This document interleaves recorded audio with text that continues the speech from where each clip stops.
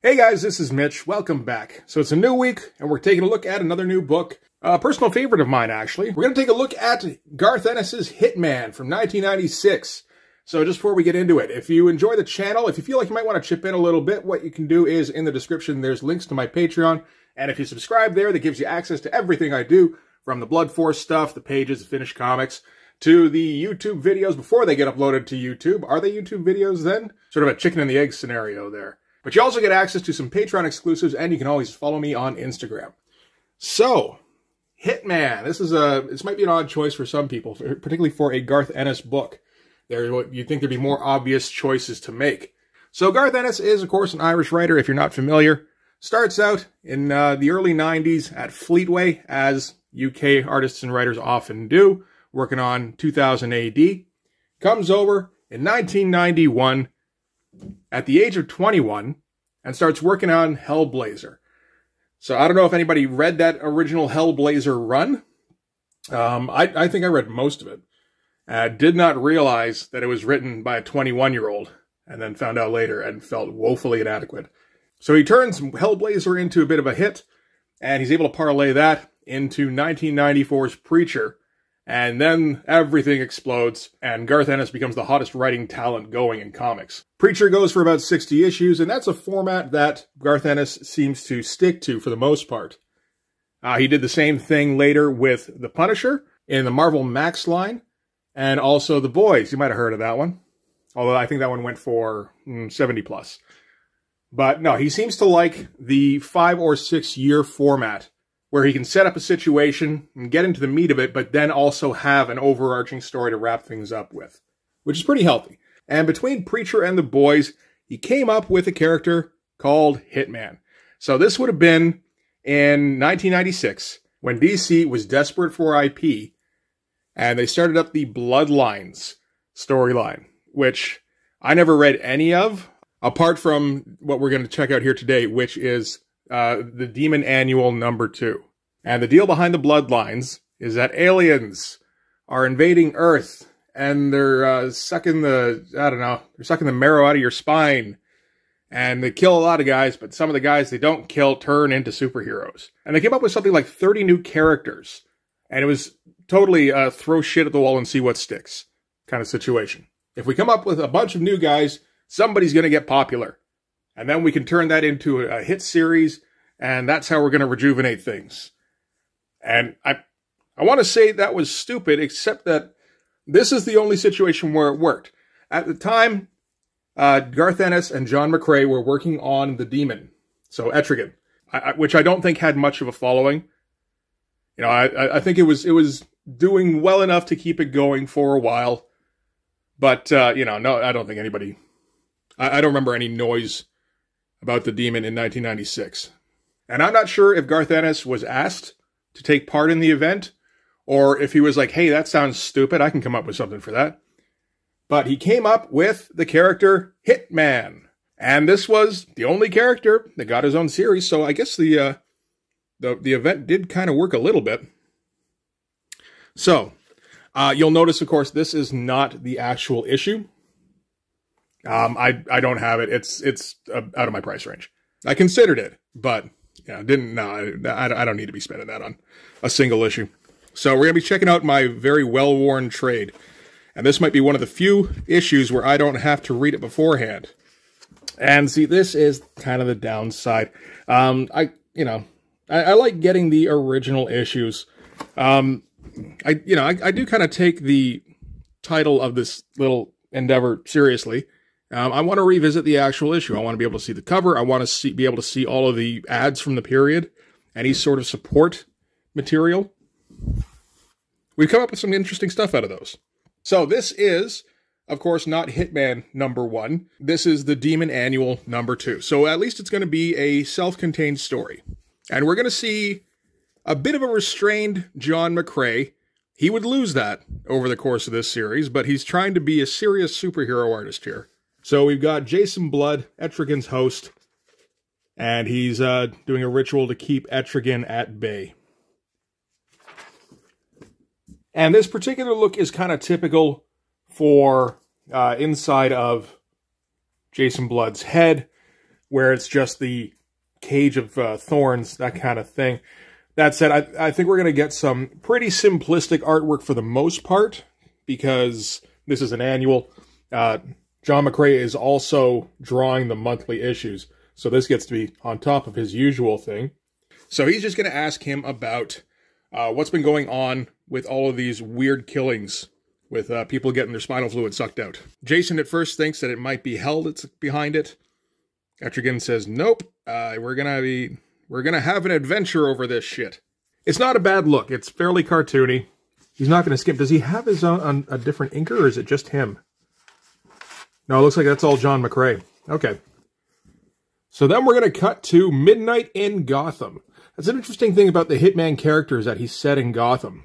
And that's the only time I've ever really seen that from a Garth Ennis created character. But I mean, you know, the Bloodlines thing, it's set in the mainline DC universe, right? So that's what you're going to get. So, Tommy Monaghan, our titular Hitman. Well, not titular just yet. What is this thing called, anyway? Is it called Enter Hitman? It's just called Hitman.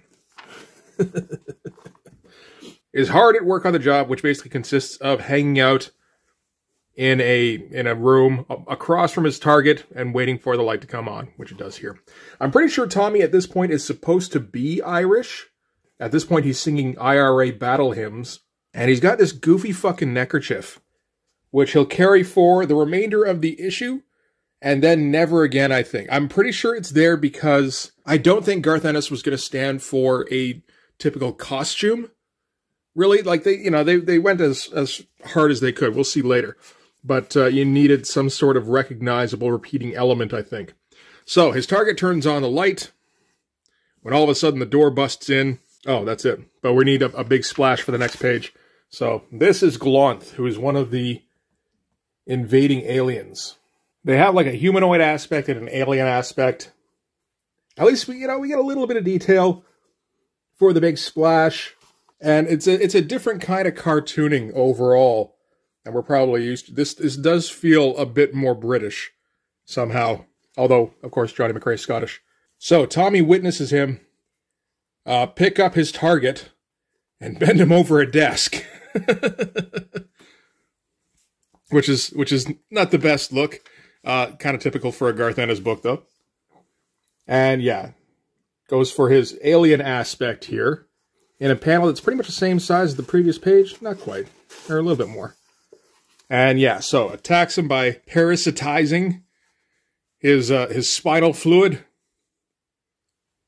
And notices the laser sight on this pretty bad looking sniper rifle.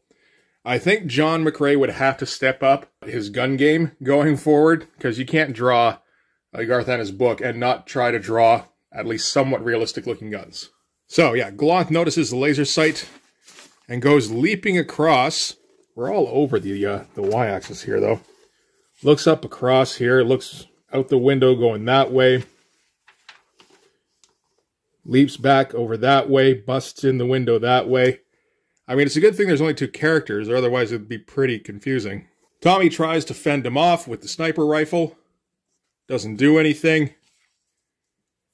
And then he gets bent over a table. Oh, and we look away for the screams. That's awful.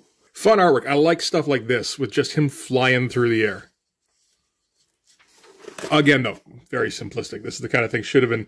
Theoretically, you could do a page of this in like a few hours. And we're going to cut to these invading aliens. They're a little worried about the fact that the humans they're feeding on keep developing superpowers. It seems to be a problematic side effect. I can't believe this was a DC storyline. This shit, you know? Whose dumbass idea was this?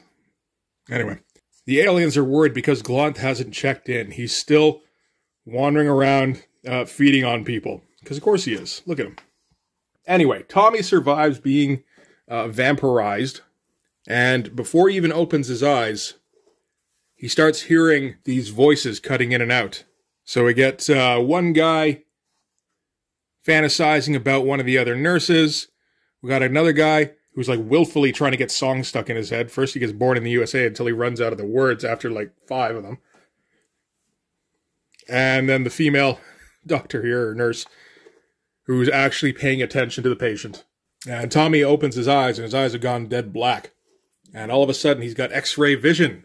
So telepathy and X-ray vision. These are the superpowers that he's inherited from Glonth. And again, super simple artwork. And back at the scene of the vampiring, the original guy who got hit, who was Tommy's target, turns out that he's a mob boss of some kind, and his sons are investigating. And they find out that Tommy Monaghan was across the street set up with a sniper rifle and went to the hospital. So they don't know who hired Tommy, but they figure, well, we can at least whack Tommy for trying to. And as far as they know, like, Tommy did actually kill their dad. And back in the hospital, Tommy's trying to sort out his telepathy here. He's been assigned a GCPD guard because they found a sniper rifle. And Tommy's trying to think of an escape plan while trying to tune out the cop's constant train of thought. Which is fun. And this is Officer Thurg, by the looks of it. You gotta like the X-ray with the tiny skull embedded. And turns out his escape plan is to smack him in the face with a bedpan. Sounds about right. So takes his uniform, which fits him perfectly, of course, and goes over to his buddy Pat's place. So he can get cleaned up, get a new set of clothes, and then go hunting for this thing that turned him into a freak. Then we flip back to Jason Blood, because this is kind of his comic. He probably should be in it once or twice. Jason shows up at an art show with some foppish and pretentious, I assume this is an artist, or perhaps he owns the venue. I'm not sure exactly. And anyway, whilst he's here, Glonth busts in and starts wreaking havoc. I believe Jason was prepared for this. He was warned by Etrigan, and he's able to bottle Glonth here before getting out of the way so that he can summon his better half, Etrigan. And we're going to get a pretty typical fight for the Etrigan book from what I've seen. I haven't seen a lot of those issues. Basically, they're kind of goofy. And it doesn't feel like Garth Ennis really, I don't know, thought it was that important. Or I don't know, it seems like a bit of a lark, really.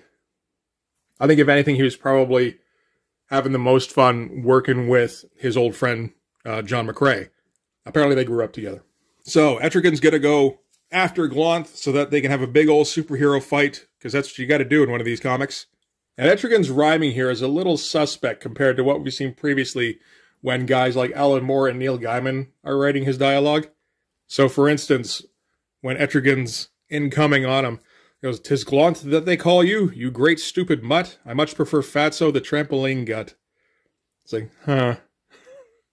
I don't know how hard Garth Ennis was trying on that. I mean, rhyme might just not be his thing. And this is one way to burn through, like, 10 pages in a 48-page annual. Just getting, like, a kind of slapsticky fight. Stuff like this is fun, though. He gets to go a little extra on the shadows, on the veins, all that kind of stuff. That's good stuff. And they're going to engage in a car duel. So that's different. Etrigan is able to smash him down through the road, where he gets swept away by the sewer, and then disappears from the police. So that's our cue to cut back to Tommy. So Tommy now has got the clothes that he asked for, and he's got a whole bunch of hardware, and he's going to go after this thing that attacked him. And so now we see the first appearance of Hitman. It says here, "It ain't Tommy anymore, Pat. Hitman." The man of hits. And so we get the big green overcoat. It is green. I don't know if this was a miscoloring or it's early in the character's incarnation. With the little clips and the bullet hole H. I think that's the most logo-ish thing that he gets on him. Also gets the sunglasses and the red kerchief, which would soon disappear. So, cutting back to Tommy's original target, this is Robert Doubles and his sons, Mo and Joe, who are, of course, conjoined twins. Because it's a Garth Ennis book, and that just kind of seems about right. So now Jason Blood is conferring with Etrigan again. Etrigan's gonna fill him in on who Hitman is. And we get some more specious rhyming. Yeah, it's all fine except for the neckerchief, you know? Anyway, we cut to Noonan's Sleazy Bar. Garth Ennis would have to kind of find ways to work all this stuff into the world when Hitman eventually got around to getting his #1. So it does stay Noonan's Sleazy Bar after this. We also keep getting Pat, although his look changes. So does Sean here. And of course, Tommy himself. So Tommy's posted up at the bar, and he's trying out his new telepathy. So he gets this guy wander in, who looks like a mobster. Goes, okay, let's see what this guy's thinking. Turns out this guy works for the Doubles twins. He's thinking previously about how it's about time he probably had a raise. Here's Monaghan's voice and goes, boy, oh boy, boss is going to be pleased with me. And Tommy's like, yep, won't have to pay you that raise. Shoots him in the head. Sean doesn't have a problem with it. Sean is an ex-hitman himself. Not superpowered type, though. And turns out the guy who deserved a raise had a partner waiting in the bathroom. Tommy can see him coming because of his X-ray vision. Takes him out, no problem. And he takes off. Once he realizes, you know, so now he knows that the Doubles are after him, right? So, decent illustration of how Tommy's powers can be useful to a hitman. He can't be snuck up on anymore. He can see any kind of traps that are coming up, any kind of ambushes, theoretically, assuming that he's looking. So, goes out to the Doubles mansion for Robert Double's funeral. And while he's there, Jason Blood shows up. And a pretty good rendition of a nice-looking car. Spent more time on this panel than he did on this panel, I'll tell you that. And Jason Blood is fully aware that Hitman is there and continues to go in anyway. And turns out Glonth is also planning on crashing this party because I guess Robert Doubles, the corpse, tasted particularly good, and that's all that matters to Glonth. So he's going to go looking for the Sons now and see if they taste good as well. Like, this whole thing is ridiculous. So Jason Blood is mingling at the Doubles' funeral when all of a sudden, in comes Glonth. Always gets a decent-sized panel to make an entrance, at least. And it appears as though Jason Blood wasn't expecting this one. The Doubles are ready, though, because, of course, they're always packing. And that's when Tommy busts in from the other side. Takes out everybody in the kitchen here. The wise guys don't know what to do. They're shooting out there. They're shooting in there. What are we going to do? You're going to get shot. That's what happens with all that shooting. And in the middle of this, Jason Blood's got to summon the demon. It's going to happen. It's his comic, and it's a double-sized one, too, for Christ's sake. A nice pose here. Good and twisted up and dramatic. And, you know, get some nice demonic looks with the shadows and everything. So that's all fine. So now we get round 2 of Etrigan versus Glonth, because we didn't get enough the first time, I guess. And Etrigan opens by smacking him with the corpse, and the head goes flying. Tommy busts in while, oh man, he keeps hitting him with that corpse, and the limbs keep flying off. And notices Glonth, because he's hard to miss. And seems Tommy brought an image-sized gun to shoot Glonth in the stomach with here, which knocks him out for a second. Etrigan leaps down to congratulate him on the nice shot. And, you know, Tommy goes, what? No. Gets ready to shoot him, except Etrigan knows that he can read minds. So, read my mind, you can see I'm not here to kill you. It's like, okay, fair enough. Tosses a grenade into Glonth's mouth, and Etrigan washes it down with Demon Flame, which prompts Glonth to turn back into his alien form and just kind of start rampaging through the place now. This is all fine. I mean, they keep it fun, at least. This story is fucking stupid. But, you know, it's mostly the aliens that are stupid, and that's the part that had to be there for the event. The Doubles finally notice Tommy, and they send out Chump to go kill him. Chump grabs him in a headlock, but Tommy knows somebody dropped a 44, tucks the barrel under his chin, and blam. Turns out Dirty Harry was right. And by that he means it would blow his head clean off, which did. And the 44 will actually stick around on Tommy for a little while, which is nice. The Doubles charge at Tommy. He responds with the 44, hits them a couple of times, That one turns out to be a flesh wound. That one does not. So Etrigan burns Glaunt's guts with Demon Flame. Because, yeah, we're just getting ridiculous here. Tommy's able to shove a grenade in there. And they all go running. And John McCrary's got to get this issue done, goddammit. His guts blow up. Nice and gross looking. Goes running out the wall here. And I think that's the last we see of Glaunt. Etrigan takes off shortly after. And Tommy leaves as well. And, yeah, so Joe Doubles is dead. Mo is not. How does that work? Well, we'll find out in a little while. And Mo swears revenge on Tommy Monaghan. As Tommy's leaving, he notices Jason Blood, takes a quick peep inside, and goes, so this is what's been going on. Etrigan and Jason Blood are joined. And Tommy goes, okay, fair enough, wanders away. And that's kind of Tommy in a nutshell. So, that's it for Demon Annual number 2. So this was maybe not the best start for a character like this. It's not bad. It's tough when it's set up against this kind of backdrop, when you got to be a part of this ridiculous kind of side story. And it feels like kind of a throwaway character, really, at least at the start here. But we saw enough of Tommy that we might look forward to checking him out again. You know, he's got a bit of a sense of humor. And he's capable, and he's got powers that are very basic, but are interesting for a hitman, specifically. So next time we'll get to see what happens when Garth Ennis takes the character a bit more seriously and is actually trying to set him up for his own storyline. Because right now we got the character, we got the powers, we don't know much about his world. We know it's one of the scummier looking parts of Gotham. So that's something. So what does, you know, for a character that seems to be kind of lighthearted, how does that all work together? We'll find that out. So we'll go to issue number 1 next time. I do have the regular issues for those at least. But that's going to do it for this one. Thanks very much for watching. If you like this video, please hit like, hit subscribe, hit the notifications so you know when the next one's coming out. Go over to my Patreon, and if you subscribe there, that gives you access to everything I do, from the Blood Force stuff, the pages, and the finished comics, to the next thing I was going to say, Patreon exclusive content. No, YouTube videos. That sounds more like it. To the YouTube videos, before they get uploaded to YouTube, usually a week or so in advance. Then you go over to my Instagram, and you follow me there, and I'll be dropping some drawings there once a week, I think. And you can also DM me for commissions. So yeah, that's going to do it for this one. Thanks again. I'll see you guys in the next video. Bye-bye.